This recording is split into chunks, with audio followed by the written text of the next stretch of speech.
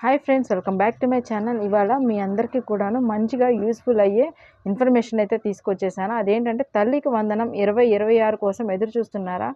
15,000 ఆర్థిక సహాయం ఎవరికి వస్తుందో తెలుసా?